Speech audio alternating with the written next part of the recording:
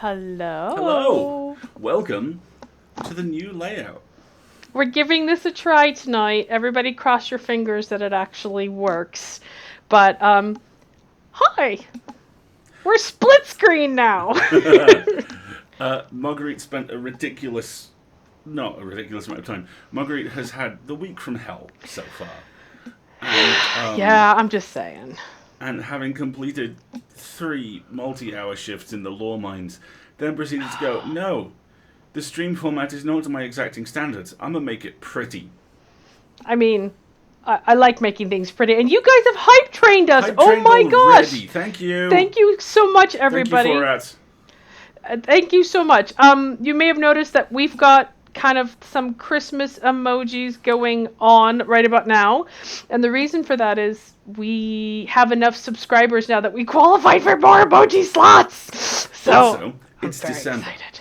That means it's not November anymore. That means Halloween has happened. Yes. Bonfire night has happened. Yes. And Thanksgiving has happened. Today is the 1st of December. I am weapons free on peppermint mochas. I cannot Festive wait as for Friday. fuck. Cannot wait for Friday. Definitely deserving that peppermint mocha. The current plan for Friday, barring fire, flood, or act of gods, is, I believe, a haircut is on the cards. Yes, I need a haircut. Because RQGG is this weekend, so I need a haircut. And I'm going to go see a disappointing movie. Margaret might be coming to see a disappointing movie with me. You know, stranger things have been known to happen. If we make it all the way to Friday, We'll make it all the way to that Friday. would be great. We'll get there. We'll be there. You guys are amazing. Thanks so much for the awesome, hype folks. train. Thank you. Totally digging it. Why would you put that in the world? Why? I know. There's so much law to mine this week, everybody. There's so much law. Oh, Scott, you know me so well. Yes, of course it's Resident Of course Evil. he's going to go see Resident Evil. Of course it's Resident Evil. Of course he is. Of course. There's an outside possibility that, I'll be able to do some kind of weird, mildly perverse double bill where Ghostbusters will tread on my feelings. And then I'll go and sit in Resident Evil and be like, oh, triviality. This is so nice. This is, in fact, my complete and utter Starship Captain Jag outfit. Thank you very much, Eldridge. I have had very difficult client calls for the next few days, and I have dressed for the occasion, and I'm quite fond of the sweater. So, thank you. My very job much. in weeks like Appreciate this is really simple. It involves regular snacks and on occasion tricking her into going outside. Yeah, he had to do that this week. I hadn't yet. And hooray for boosters. Well done, Sarah. Booster 5. Booster high five. Yes, we are quadruple boosted now. We've got vaccinated, boosters, and flu shots. We're loaded for bar. I wish it would. I felt like it did more. But yeah, Wendy, right there with you. High five. Yeah. Well done. Oh, yeah. Excuse me. Yeah, so I look like some kind of bizarre combination between a judge and Uhura, but that's pretty awesome. So I think I'm gonna dig it. Yeah, can you? I don't know if you can see. These are my Mass Effect Andromeda headsets, which are a little long on the tooth now and should probably be upgraded. But I love them so much, I don't want to give them up. So. Yes, indeed. There we go. Hey, tell them what we're doing this week. Has it been a busy week, John? So, in addition to 15-hour law shifts for 3 days running? So much law to mine, y'all. So much law. The ticking world commences as of today. Yes! Oh, did you have it? Oh, yes! See? I can't see what he's showing the screen, so I have to look. It's a ticking world. See? What are you doing? Showing it to you. Okay, thank you. I appreciate it. So, Maddie. Oh, hey! Hello, the raid. Welcome the cyberpunky raid. We appreciate you. Hello, the raid. More like cyber drunk. Well, hey. We've told you this story, right, before. We are a house divided. He is the house of cyberpunk. I am the house of Shadowrun. Thank you very much. When we first moved in together, we got to the vitally important thing of going through each other's RPGs and working out what was going to live in the communal library and what was going to live in the farm upstate. Commingling books, y'all. It's relationship serious times. And she pulled out my copy of Shadowrun First Edition. I believe gasped. And it's in one of the worst conditions of any book I own. I don't care. Beat to shit. It can never leave. So this is mine now. Yes, it is mine now. I think I traded you. I gave you something. I just can't remember what I anymore. think it was a shiny penny. That probably would have worked. It usually works. Let's be honest, that probably worked. So there's been the Law Mines, and I have, in fact, today done the second of my first 2 recordings for Rogue Maker. Good to know, Compost. Thanks so much. Alasdair, can you pull your mic a little bit closer, please? Yes, of course. How about now? How about now? How about now? How about now? How about now? Mic check. 1 1 2 1 1 1 2 2 2 2 1 1. Ooh, I am redlining a little tiny bit. I will fix that on the break. Okay. I'm going to shove this thing... Do not shove that thing just inside inappropriate distance away from me, which should... Oh, cool. Thanks, Compost. So yes, there's been a long shift on the Law Mines. Thank you. We're about to descend into the ticking world, which I'm really looking forward to. And if you aren't already, please do join us in EA's Discord server. It is... I realize that some people won't maybe be able to join us or can't right now because it is connected to Patreon, and that's the way that we maintain and properly manage it. But we've got a Discord channel set up for Ticking World, and we're talking about first day decisions and picking emojis, and I need a character sheet, please. So, join us. Fantastic. Like I say, first 2 sessions for Rogue Maker are down. This is unlike any acting job I've done before. It's great, which isn't to say the others weren't great. They were. But this is convincing me I have a range, which for the longest time I was convinced I did not have. I just thought, I was the guy that you brought in if you needed to sound like Radio 4 but evil. And this character is anything but Radio 4 but evil. I am so smug about this, chat. I don't know if we told you this last time, but Alasdair auditioned for Rogue Maker, and he was very on the fence about it. He's like, I don't know, I really want to do it. But before that, he said, I always get asked to play bad guys. And I said, well, then you need to audition for something that's not a bad guy part. And then he auditioned for this, and then he got cast. And I was so smug because your character's names have been announced, hasn't it? Yes, Malachi Tessera. Malachi, oh my gosh, everybody, you are so going to fall in love with him when you meet him. He's a teddy bear. He's a sweetheart. It's going to be such good Alasdair ear vibes. I can't wait for you all to I meant to tell you, actually, I got a really nice piece of feedback at the session today where they said one of the reasons I got the role was they listened to everybody who did it, who auditioned for it, and an awful lot of people did it as slightly officious and if you just follow me to your seat now, sir, and what they wanted was someone who was just, hey, how's it going? Gonna give you a hand? And that is not acting for me. Yeah, he is a Malachi's a flight attendant on an interstellar.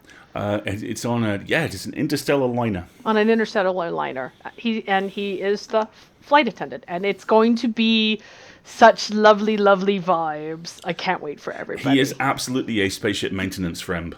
Yes, that is him spaceship to a T. maintenance friend. Yes, very much so. I don't know if it would be spoilers for you to talk about the other thing.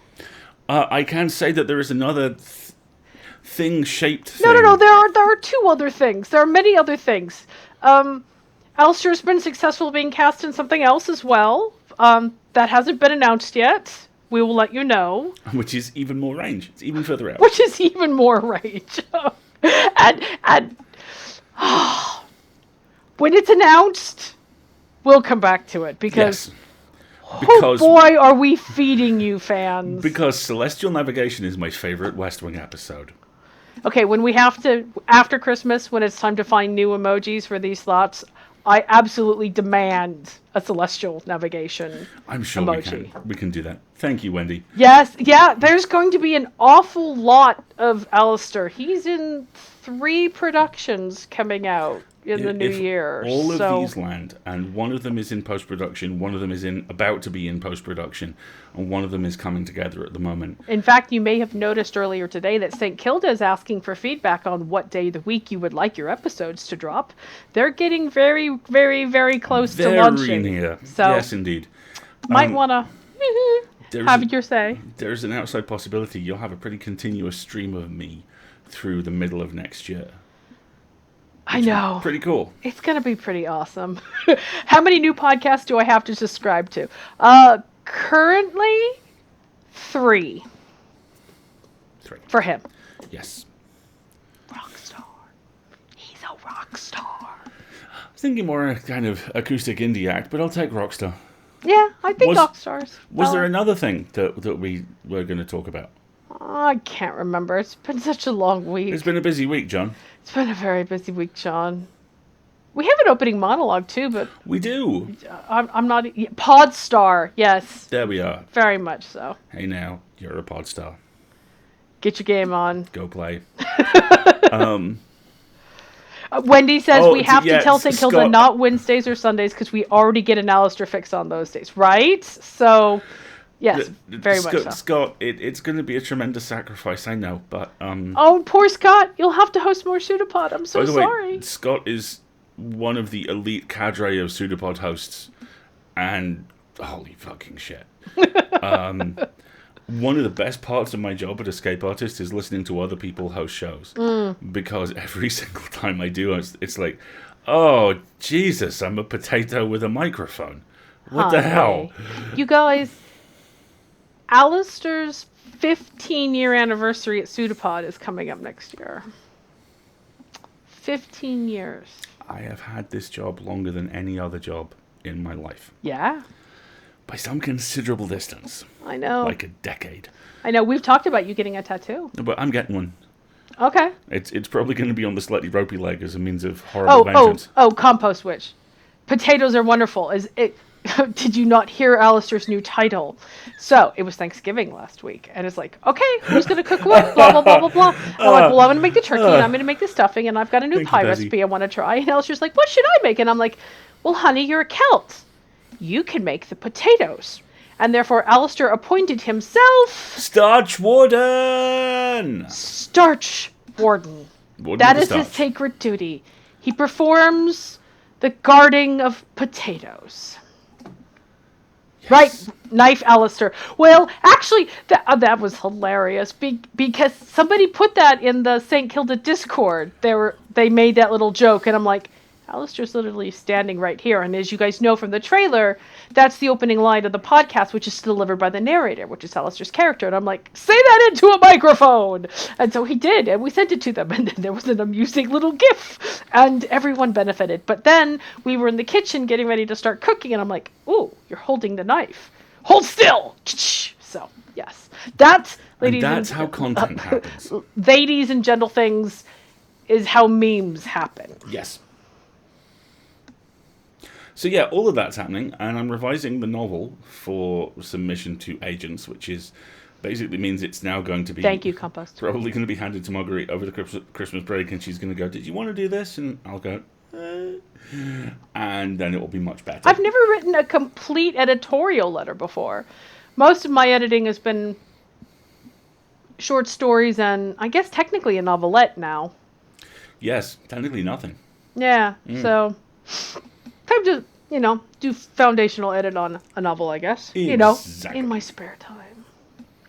Copious. So yeah, all of that happened, and this week's issue of the Full Lid is coming together. And there's all sorts of other stuff going on. There's just things all the time. This week has just been very chronologically dense. Yeah, that's exactly the way of describing it. Oh. It's simultaneously, November has felt like it was 5 minutes and 855,000 years long. And December is already both of those things. Yes. Because that's December, right? Because that's how these things work. Yes, exactly. Do you want to do an opening monologue? Let's do an opening monologue. All right, cool. Let's do the show right Hang on a second. Let me find the opening monologue button. This is a very narrow thing. I have to do jazz hands in a kind of... There we go. Do narrow. You have to vogue jazz hands. Right? That's voguing, right? Am I voguing? Oh, I have to find a way that I can see what's on your screen while we're doing this, because otherwise I'm going to be like, da, da, da, da, da. The other thing, I think if we're going to do this on a more regular basis going forward, jury's out, give us your feedback by all means. I want my desk back.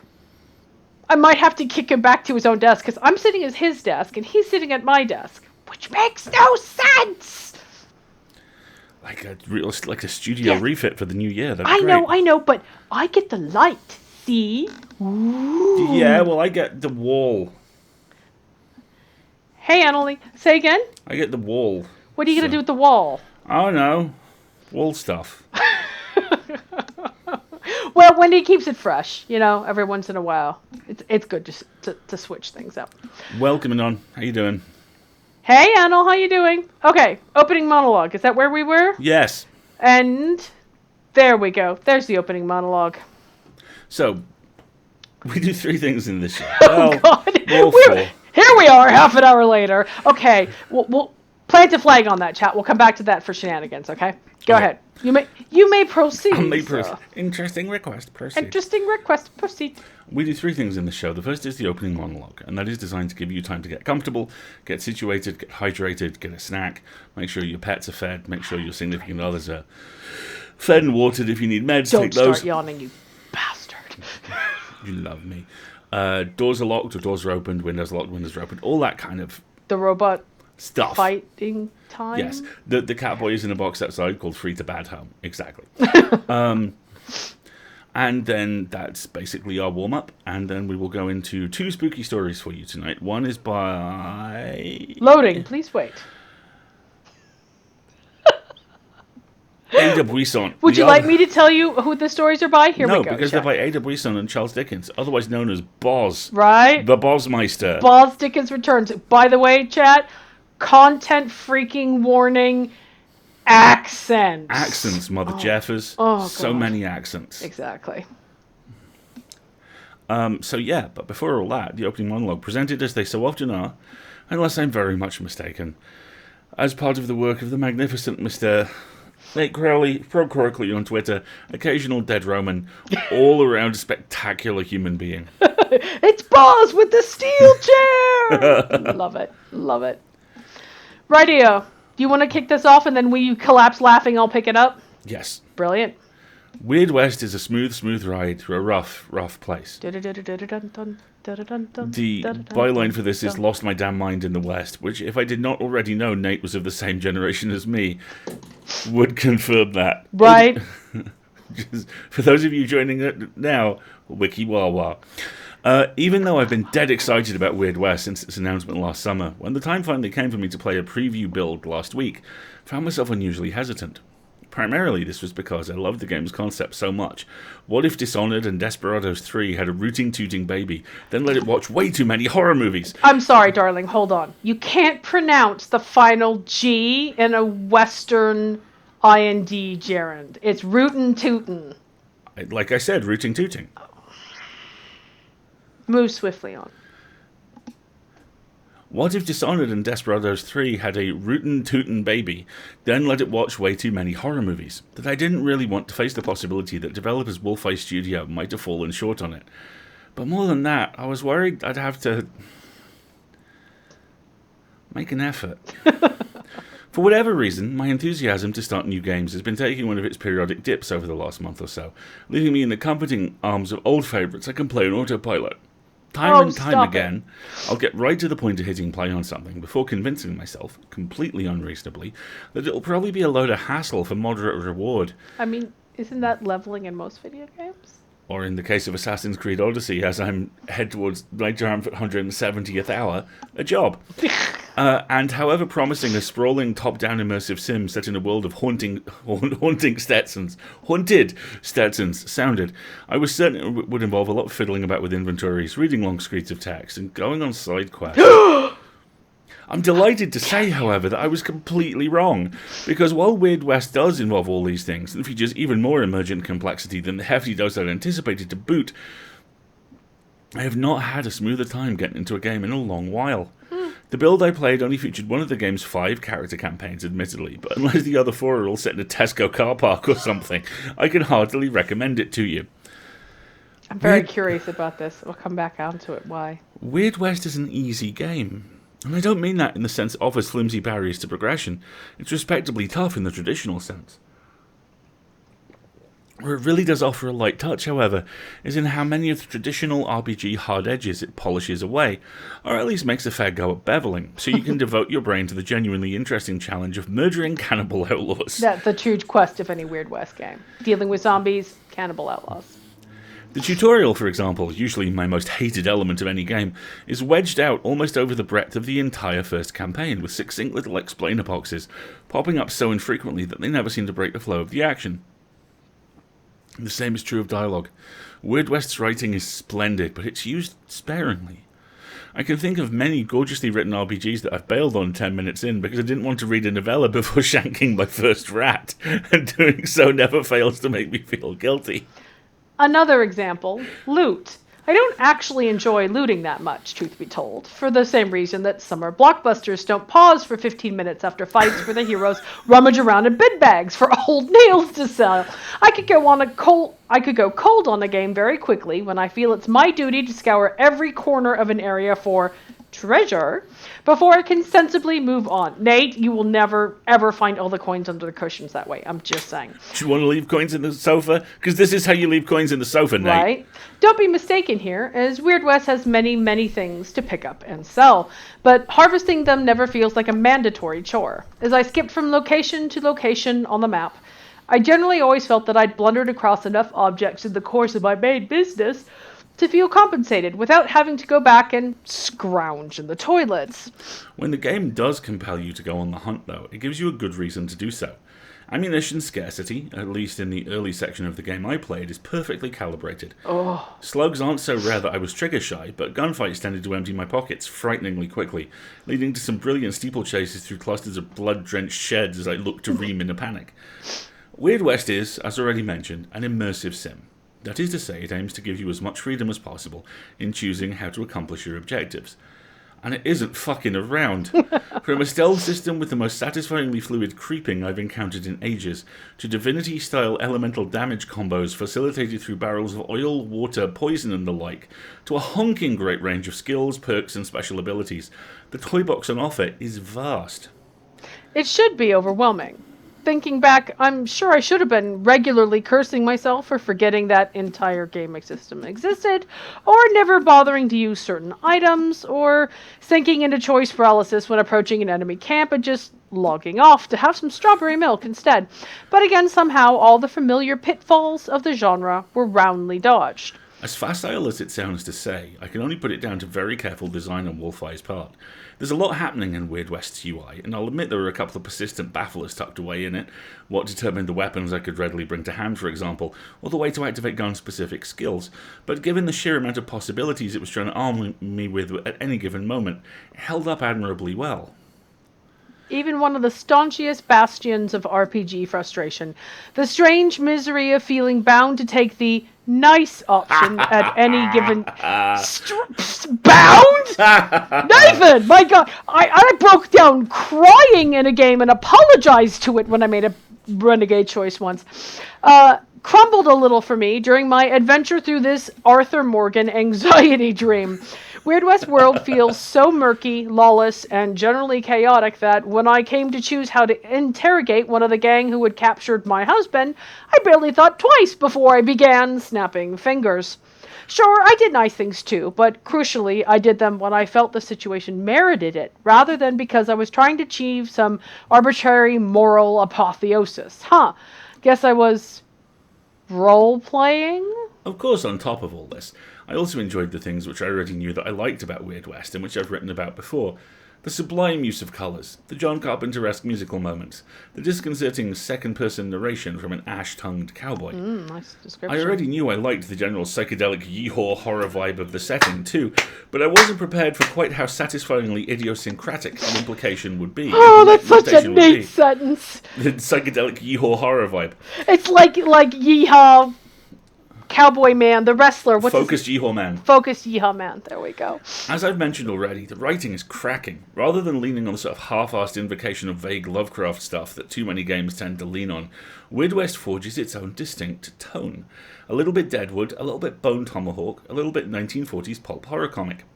7 minutes in, when I found an extract from an etiquette manual containing a single, understated reference to some sort of fucked up old god, I knew I was in for a treat. Sorry, go ahead. I'm looking something up. I'll get the last You're looking the paragraph. game up to buy it, aren't you? No, I'm looking the game up to see who might have also been involved in its development. Had a feeling you might know some people. You know exactly what I'm asking, don't you? Yeah. Yeah, go ahead and finish the review, would you? It would be wrong to finish without acknowledging the rough edges I did come across, primarily in connection with the enemy AI, which was, frankly, bizarre at times. Sometimes the bag-headed bastards of the antagonist's Stillwater gang seemed utterly unable to comprehend the death of their comrades, just feet away from where they stood. They appeared so keen to sprint into raging fires that I almost considered easing off on the incendiaries, purely out of sympathy. Then there was the time when a bloke got stuck inside some wood. On the occasion when, upon exiting the dungeon, I found the surrounding camp's defenders had all come back to life and were stood stock still, aiming their guns at the horizon while I brained them one by one. That's not a good sign. I do feel this stuff could use some work, but as you can tell, it didn't exactly ruin my fun. Then again, Nate could find fun in a wet paper bag. One of the advantages of a deliberately unnerving setting, I suppose, is the ease with which bugs can be camouflaged as features. The bottom line is, even if the AI remains completely unchanged in the run-up to launch, I'll remain just as keen to jump in and fritter away my hours bedeviling it. And that's a feeling I've not had in a little while. Nick Crowley, everybody. It's not... So, Weird West is a somewhat generic term. It usually refers to the classic Western... And by classic Western, I mean the Americas around the Civil War, mid-1800s, Manifest Destiny, etc., Native American Wars, etc., time period. The weird nomenclature meaning usually there's some sort of supernatural element, mostly horror. It's also the term to describe specifically Deadlands, which is the pinnacle original Weird West setting and an RPG that I played for a decade.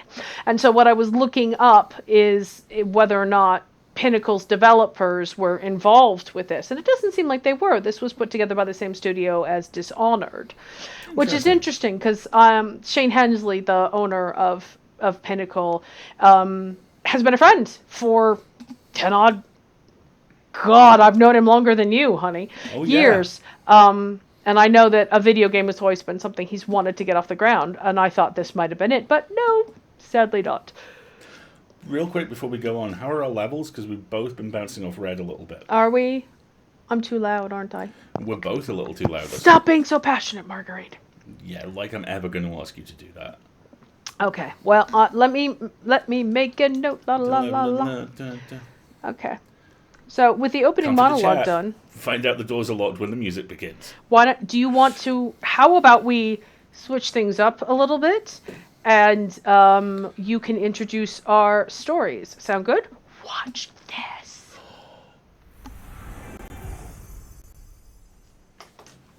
Story time.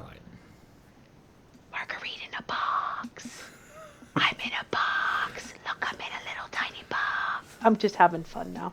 You should be. Why don't you tell everybody about what stories we are going to read this evening, and more importantly, their content warnings. We have two stories for you tonight, because one is very short, and they're both super weird. And they're both old as hell as well. They are Ada Buisson and Charles Dickens, the artist who insists for some reason on being referred to as Boz.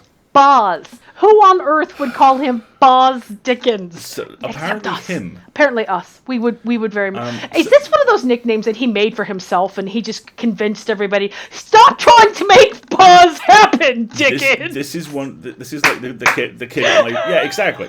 Exactly.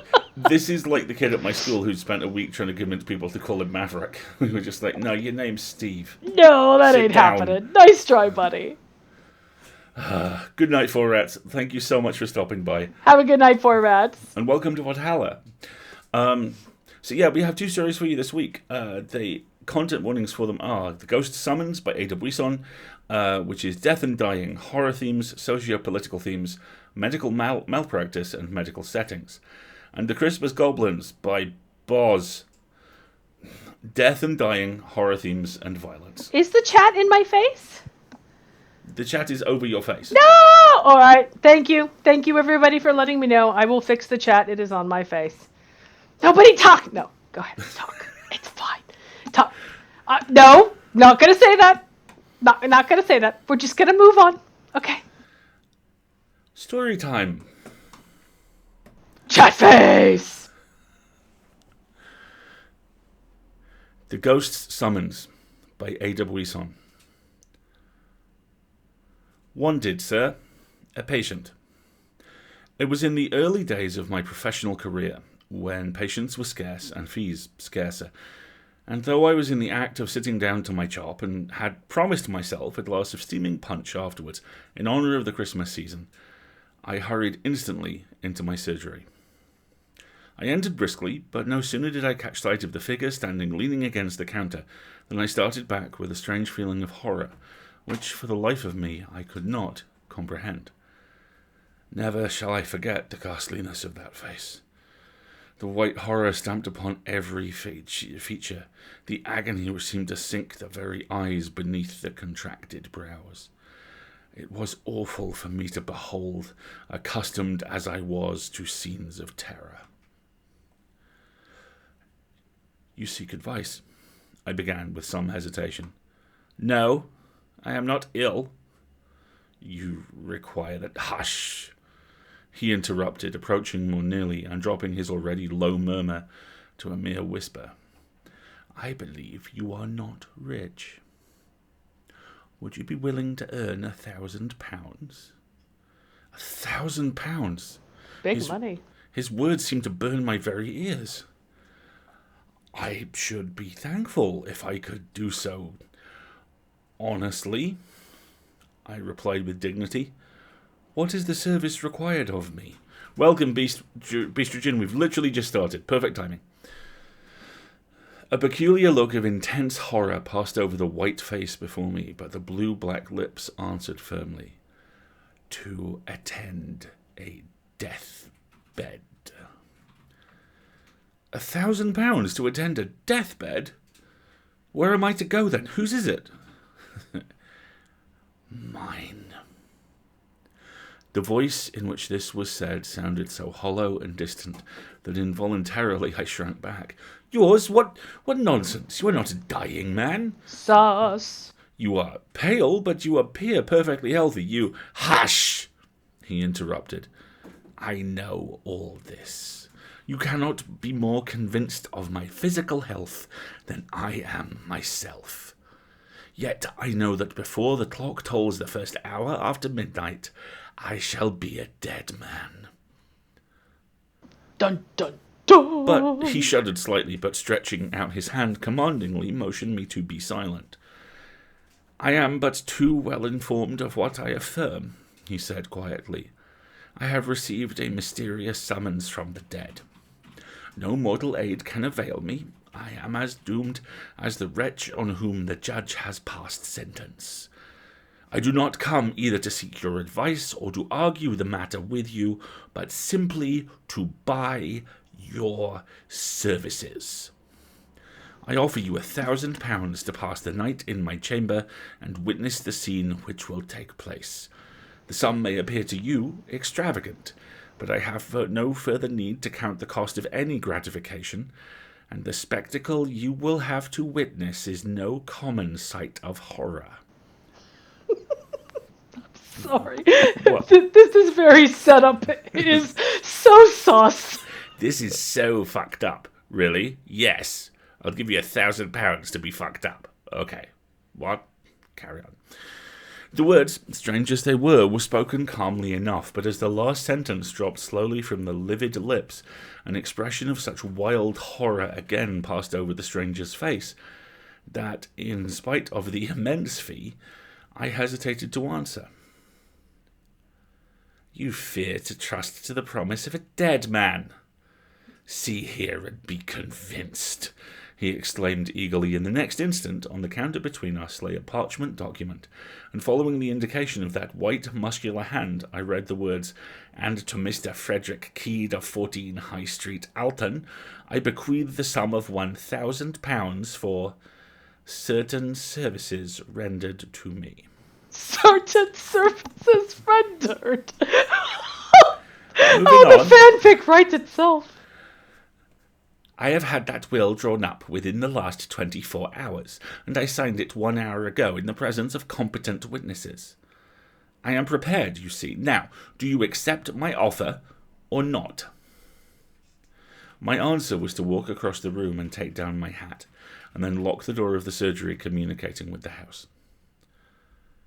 It was a dark, icy cold night, and somehow the courage and determination which the sight of my own name in connection with £1,000 had given me flagged considerably as I found myself hurried along through the silent darkness by a man whose deathbed I was about to attend. He was grimly silent, but as his hand touched mine, in spite of the frost, it felt like a burning coal. On we went, tramp, tramp through the snow, on, till even I grew weary, and at length on my appalled ear struck the chimes of a church clock, whilst close at hand I distinguished the snowy hillocks of a churchyard. Eldridge, there was only one deathbed. That's the AO3 tag for this. I'm sorry. No, you're not. Heavens, was this awful scene of which I was to be the witness to take place veritably amongst the dead? 11, groaned the doomed man. Gracious God, but 2 hours more, and that ghostly messenger will bring the summons. Come, for mercy's sake, let us hasten. There was a short road separating us now from a wall which surrounded a large mansion, and along this we hastened until we reached a small door. Passing through this in a few minutes, we were stealthily ascending the private staircase to a splendidly furnished apartment which left no doubt of the wealth of its owner. Of course not. All was intensely silent, however, throughout the house, and about this room in particular there was a stillness that, as I gazed around, struck me as almost ghastly. My companion glanced at the clock on the mantel-shelf and sank into a large chair by the side of the fire with a shudder. Only an hour and a half longer, he muttered. Great heaven, I thought I had more fortitude. This horror unmans me. Then, in a fiercer tone, and clutching my arm, he added, Ha! You mock me. You think me mad. But wait till you see. Wait till you see.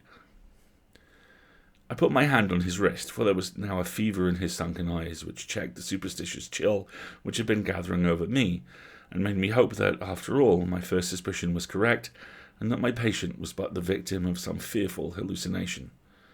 Mock you? I answered soothingly. Far from it. I sympathize intensely with you, and would do much to aid you. You require sleep. Lie down. Leave me to watch. He groaned, but rose and began throwing off his clothes. Okay. Read that sentence again. One more time. He groaned, but rose, and began throwing off his clothes. Okay. Ladies and gentlemen of the jury, I rest my case. It's about to get so much worse.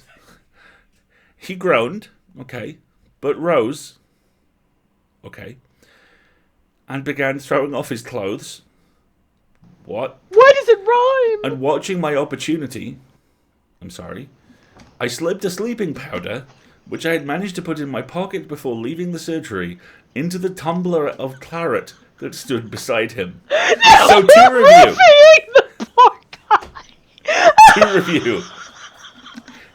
This guy has shown up at the 24-hour doctor surgery and gone, I'm dying, come and watch me die, I'll pay. The doctor has gone... I turned off my mic because I'm laughing so hard. Alright. Guy drags doctor to his house. Doctor's like, look, obviously, you're just feeling a bit shit.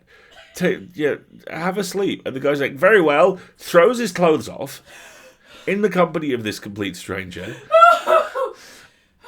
And he's so intent on the process of throwing his clothes off that he does not notice his doctor actually roofying him. There's a page and a half left. Buckle up.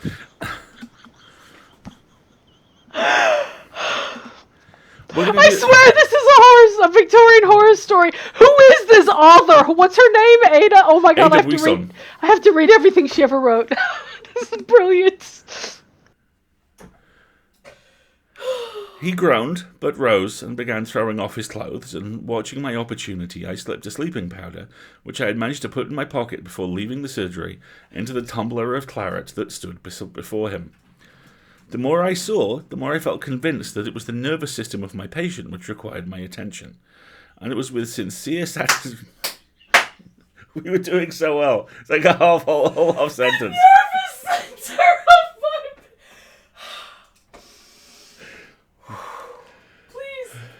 Please continue. Pray continue. Welcome to the show. Any mood of this horror story. I'm so sorry. This isn't even the Dickens piece. This could be a Geraldo episode.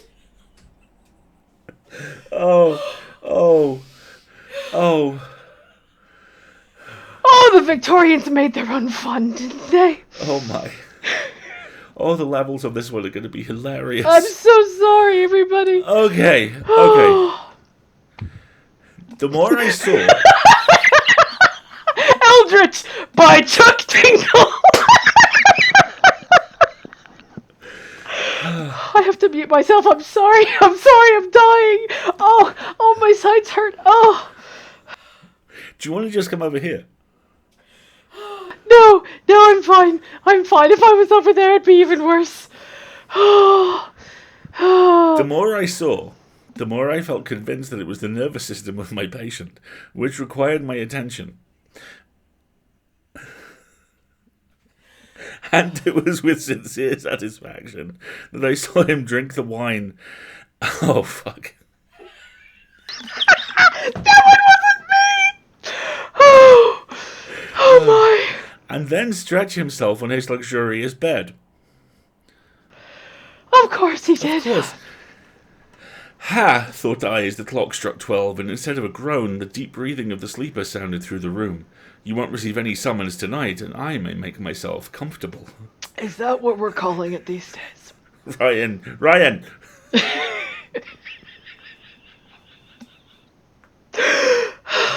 Oh, this is wonderful. Loving this. Noiselessly, therefore, I replenished the fire, poured myself out a large glass of non-roofied wine, and drawing the curtain so that the firelight should not disturb the sleeper, I put myself in a position to follow his example. How long I slept, I know not, but suddenly I aroused with a start, and as ghostly a thrill of horror as ever I remember to have felt in my life.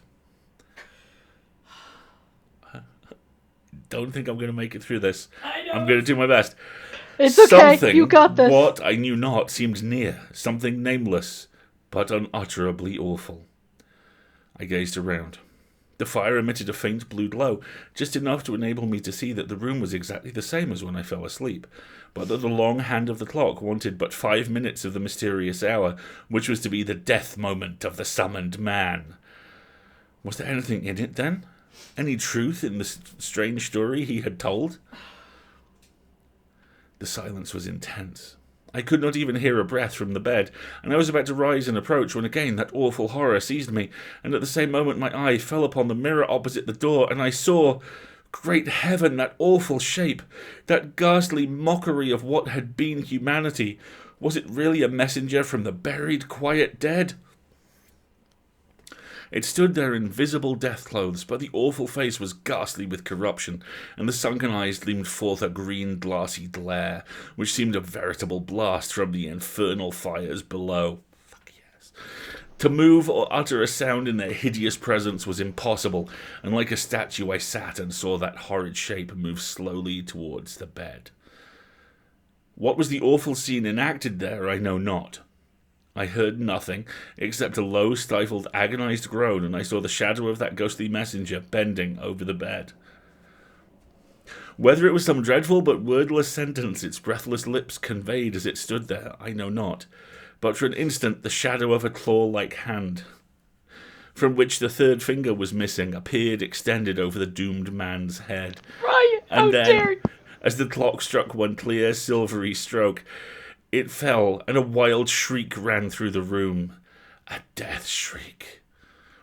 I am not given to fainting, but I certainly confess that the next 10 minutes of my existence was a cold blank, and even when I did manage to stagger to my feet, I gazed round, vainly endeavouring to understand the chilly horror which still possessed me. Thank God the room was rid of that awful presence. I saw that, so, gulping down some more wine, I lighted a wax taper and staggered towards the bed. Oh, how I prayed that after all I might have been dreaming, and that my own excited imagination had but conjured up some hideous memory of the dissecting room. But one glance was sufficient to answer that. No, the summons had indeed been given and answered.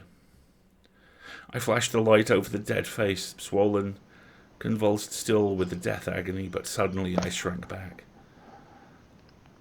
Even as I gazed, the expression of the face seemed to change. The blackness faded into a deathly whiteness. The convulsed features relaxed, and even as if the victim of that dread apparition still lived, a sad, solemn smile stole over the pale lips. I was intensely horrified, but still I retained sufficient self-consciousness to be struck professionally by such a phenomenon. Surely there was something more than supernatural agency in all this. Again, Yeah, there sure was, and I can tell you what it was! Again, I scrutinized the dead face, and even the throat and chest, but with the exception of a tiny pimple on one temple beneath a cluster of hair, not a mark appeared. To look at the corpse, one would have believed that this man had indeed died by the visitation of God, peacefully, while sleeping. How long I stood there I know not, but time enough to gather my scattered senses and to reflect that, all things considered, my own position would be very unpleasant if I was found this unexpectedly in the room of the mysteriously dead man. I'd just like to remind you, our hero is a doctor, and presumably found his education at the bottom of a cereal packet. And he died smiling! So as noiselessly as I could, I made my way out of the house. No one met me on the private staircase. The little door opening into the road was easily unfastened, and thankful indeed was I to feel again the fresh wintry air as I hurried along that road by the churchyard. There was a magnificent funeral soon in that church, and it was said that the young widow of the buried man was inconsolable, and that rumours got abroad of a horrible apparition which had been seen on the night of the death. And it was whispered the young widow was terrified and insistent upon leaving her splendid mansion. I too was mystified by the whole affair to risk my I was too mystified with the whole affair to risk my reputation by saying what I knew. Sure, and I should have allowed my share in it to remain forever buried in oblivion had I not suddenly heard that the widow, objecting to many of the legacies in the last will of her husband, intended to dispute it on the score of insanity. And then there gradually arose the rumour of his belief in having received a mysterious summons. On this I went to the lawyer and sent a message to the lady that, as the last person who had attended her husband, I undertook to prove his sanity, and I besought her to grant me an interview, in which I would relate as strange and horrible a story as ever she had heard. The same evening I received an invitation to go to the mansion, and was ushered immediately into a splendid room, and there, standing before the fire, was the most dazzlingly beautiful young creature I had ever seen. Okay! I am made of questions! Okay, I am made of... wow. You've gone from bumbling idiot to making a fast buck to a creeper. Ooh. She was very small, but exquisitely made. Had it not been for the dignity of her carriage, I should have believed her a mere child. With a stately bow, she advanced, but did not speak. Ew. I come on a strange and painful errand, I began. And then I started, for I happened to glance full into her eyes, and from there down to the small right hand grasping the chair. The wedding ring was on that hand. I conclude you are the Mr. Keed who requested permission to tell me some absurd ghost story, and whom my late husband mentions here. And as she spoke, she stretched out her left hand towards something, but what, I knew what not, for my eyes were fixed on that hand. Horror! White and delicate it might be, but it was shaped like a claw, and the third finger was missing. One sentence was enough after that. Madam, all I can tell you is that the ghost who summoned your husband was marked by a singular deformity. The third finger of the left hand was missing, I said sternly, and the next instant I had left that beautiful, sinful presence. The wife offed him! That will was never disputed. The next morning, too, I received a cheque for £1,000, and the next news I heard of the widow was that she had herself seen that awful apparition, and had left the mansion immediately. Wow. Is that the end of the story? Yes. OMG! OMG! Okay, Scott called it.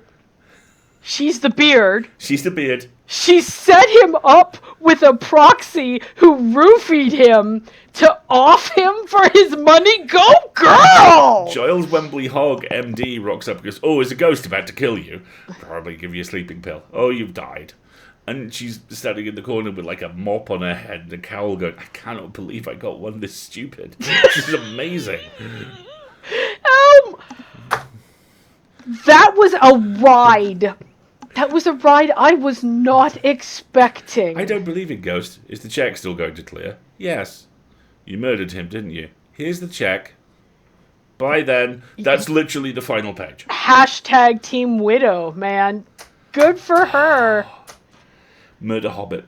Murder Hobbit hours all up in here. OMG, what a story. That is straight out of AO3. You could reskin that sucker and put it right up there.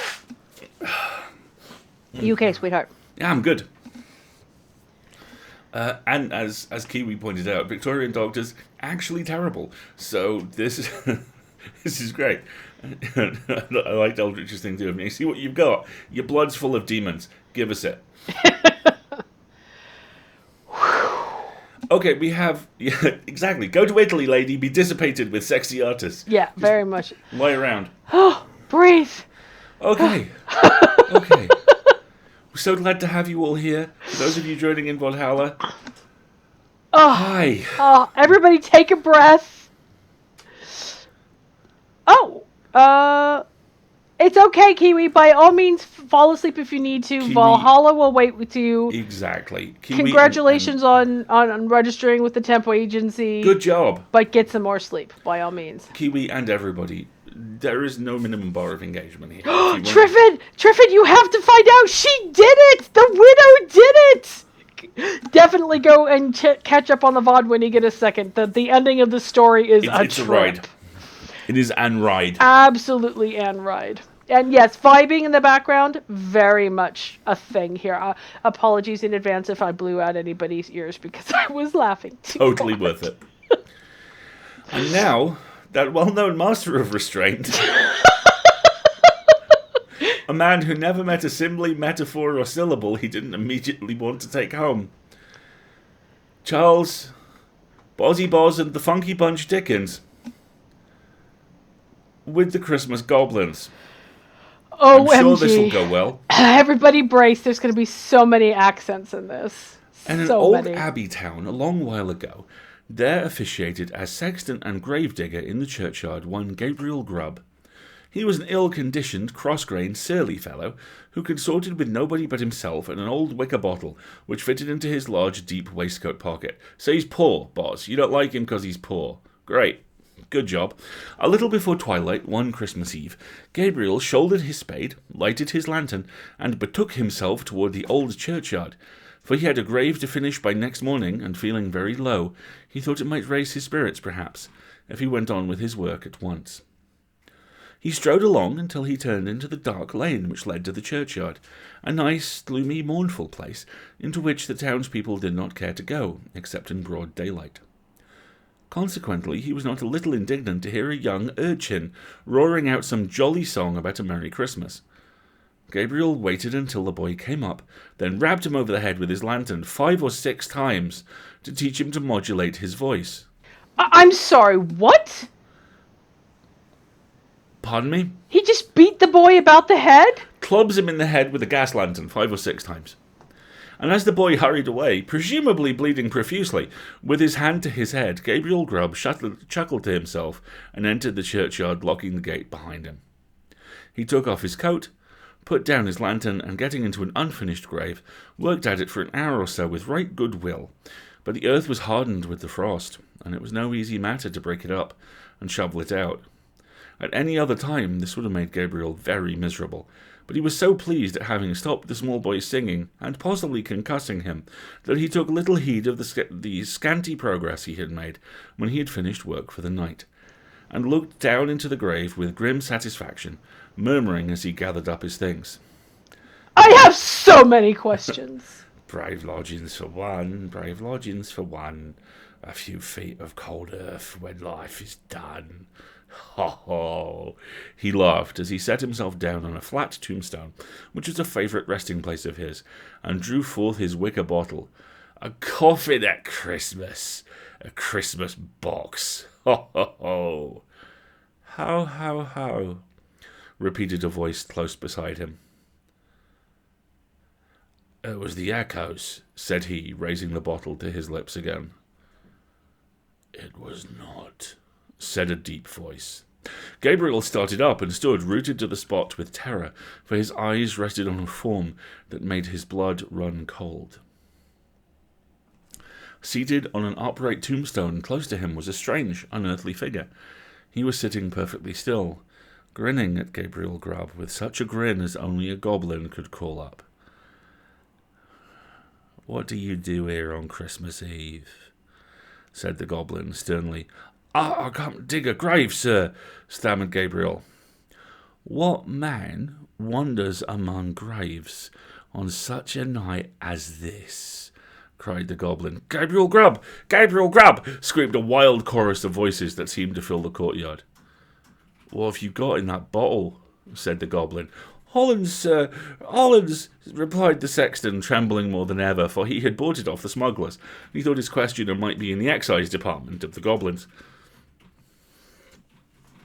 Who drinks Hollands alone, and in a churchyard on a night such as this? Gabriel Grubb! Gabriel Grubb! Exclaimed the goblins raising their voice. And who, then, is our lawful prize? Exclaimed the goblin, raising his... I'll do that again. And who, then, is our lawful prize? Exclaimed the goblin, raising his voice. The invisible chorus replied, Gabriel Grubb! Gabriel Grubb! Well, Gabriel, what do you say to this? Said the goblin, as he grinned a broader grin than before. The sexton gasped for breath. What do you think of this, Gabriel? It's very curious, sir, very curious, very pretty, replied the sexton, half dead with fright. And half drunk, falling down. But I think I'll go back and finish my work, sir, if you please. Work, said the goblin. What work? The grave, sir. Oh, the grave, eh? Who makes graves at a time when other men are merry, and takes a pleasure in it? Again the voices replied, Gabriel Grubb! Gabriel Grubb! I'm afraid my friends want you, Gabriel, said the goblin. Under favour, sir, replied the horror-stricken sexton. I don't think they can. They don't know me, sir. I don't think the gentlemen have ever seen me. Oh, they have. We know the man who struck the boy in the envious malice of his heart, because the boy could be merry and he could not. Here the goblin gave a loud, shrill laugh, which the echoes returned, said the goblin. As the goblin laughed, he suddenly darted towards Gabriel, laid his hand upon his collar, and sank with him through the earth. And when he had time to fetch his breath, he found himself in what appeared to be a large cavern, surrounded on all sides by goblins ugly and grim. And now, said the king of the goblins, seated in the centre of the room on an elevated seat, his friend of the churchyard, show the man of misery and gloom a few of the pictures from our great storehouses. As the goblin said Huh? this, a cloud rolled gradually away and disclosed a small but scantily furnished but neat apartment. Little children were gathered round a bright fire, clinging to their mother's gown or gambolling around her chair. A frugal meal was spread upon the table, and an elbow chair was placed near the fire. Soon the father entered, and the children ran to meet him. As he sat down to his meal, the mother sat by his side, and all seemed happiness and comfort. "What do you think of that?" said the goblin. Gabriel murmured something about it being very, very, very, very, very pretty. "Show him more," said the goblin. Many a time the cloud went and came, and many a lesson it taught to Gabriel Grubb. He saw that men who worked hard and earned their scanty bread were cheerful and happy, and he came to the conclusion it was a very respectable sort of a world after all. No sooner had he formed it than the cloud closed over the last picture, seemed to settle on his senses, and lulled him to repose. One by one the goblins faded from his sight, and as the last one disappeared, he sank to sleep. The day had broken when he awoke, and found himself lying on the flat gravestone, with the wicker bottle empty by his side. He got on his feet as well he could, and brushing the frost off his coat, turned his face towards the town. But he was an altered man. He had learned lessons of gentleness and good nature by his strange adventures in the Goblin's Cavern.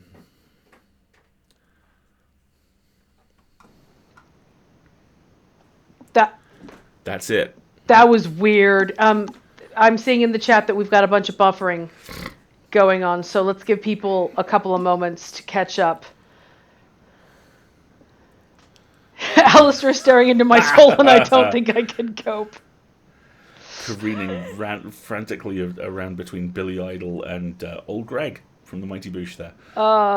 Yes, Twitch was also visited by a ghostly spectre. We very much have buffering going on.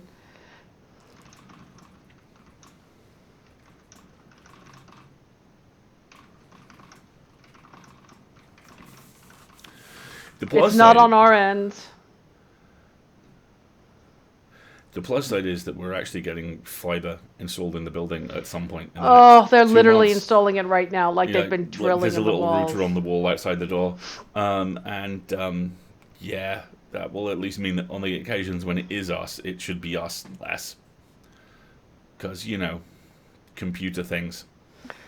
I just need the big giant internet pipe, please. I'd quite like Twitch to be good at its job.